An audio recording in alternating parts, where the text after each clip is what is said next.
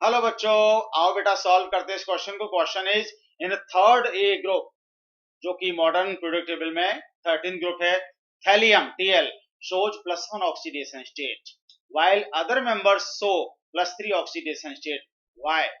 बेटा जो 13 ग्रुप है, जिसका पुराना नाम थर्ड ए ग्रुप है, इसके जो एलिमेंट्स होते हैं वो ये होते हैं: बैंगन, आलू, गाजर, इन, थैला। ये बेटा इसके एलिमेंट्स होते हैं। इनकी जो कॉमन ऑक्सीडेशन स्टेट होती है वो +3 होती है और ये हाईएस्ट ऑक्सीडेशन स्टेट है इनकी। तो ये सभी एलिमेंट्स की हाईएस्ट ऑक्सीडेशन स्टेट +3 होनी चाहिए। लेकिन बेटा थैलियम की जो स्टेबल ऑक्सीडेशन स्टेट है वो +3 नहीं है। इसकी जो स्टेबल ऑक्सीडेशन स्टेट होती है बेटा वो +1 होती है। और इसके +1 होने का रीजन क्या है? Inert pair effect. Thallium exists in +1 oxidation state due to inert pair effect। होता क्या बेटा, पीरियोडिक टेबल के पीरियड नंबर 7 और 6, लास्ट वाले दो पीरियड 6 और 7 में जो होता है इनर्ट पेयर इफेक्ट वर्क करता है। पीरियड नंबर 6 एंड 7th में इनर्ट पेयर इफेक्ट वर्क करता है।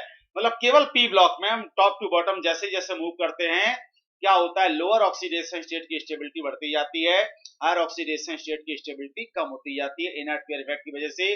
देखो कैसे बेटा, पी ब्लॉक का इलेक्ट्रॉनिक कंडीशन क्या होता है? NH2Np126। NH2, चलो मैं 13 ग्रुप की बात कर रहा हूं, तो NH2Np कितना होगा बेटा? 1 होगा। NH2Np 1 होगा। ये ग्रुप नंबर 13 का कॉन्फ़िगरेशन, जनरल इलेक्ट्रॉनिक कॉन्फ़िगरेशन हो गया सभी का, ठीक है ना। अब होता क्या है, बोरॉन +3 शो करेगा।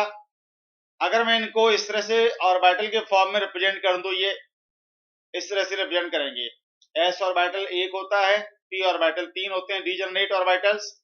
तो s ऑर्बिटल में 1 इलेक्ट्रॉन, इसमें 2 इलेक्ट्रॉन है और यहाँ p में 1 इलेक्ट्रॉन है। ग्राउंड स्टेट में ऑक्सीडेशन स्टेट 1 इलेक्ट्रॉन अनपेयर्ड है। लेकिन जब फर्स्ट ऑक्सीडेशन स्टेट में क्या होगा, सॉरी फर्स्ट एक्साइटेड स्टेट में क्या होगा, ये इलेक्ट्रॉन जंप करके चला जाएगा यहाँ पर। तो उस केस में क्या हो जाएगा, अनपेयर्ड इलेक्ट्रॉन हो जाएंगे बेटा 3, अनपेयर्ड इलेक्ट्रॉन हो जाएंगे 3। तो ग्राउंड स्टेट में क्या है बेटा, ऑक्सीडेशन स्टेट शो करेगा ये 1। लेकिन ये फर्स्ट एक्साइटेड स्टेट है जिसमें 3 इलेक्ट्रॉन अनपेयर्ड हैं, तो उस केस में 3 शो करेगा। तो 3 भी शो करता है और 1 भी शो करता है, 3 भी होती है, 1 भी होती है।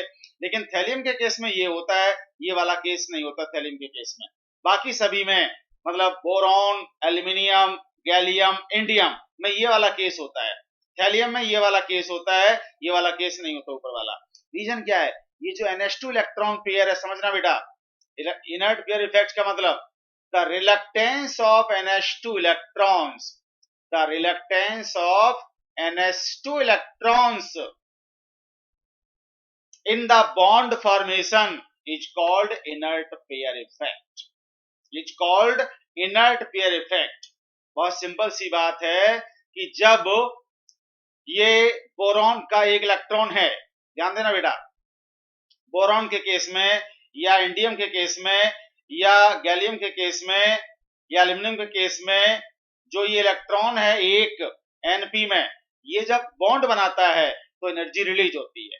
हम जानते हैं bond formation is always and exothermic, हमेशा एनर्जी रिलीज होती है। Bond formation is always exothermic. अब जो एनर्जी रिलीज हुई, Np इलेक्ट्रॉन ने जो बॉन्ड बनाया, उससे जो एनर्जी रिलीज हुई, समझना, तो वो एनर्जी कहां यूटिलाइज होती है? NS इलेक्ट्रॉन पेयर को अनपेयर्ड करने में यूटिलाइज होती है। तो बोरॉन, एल्यूमिनियम, गैलियम, इंडियम में NS इलेक्ट्रॉन पेयर अनपेयर्ड हो जाता है, NH2 इलेक्ट्रॉन्स अनपेयर्ड हो जाते हैं।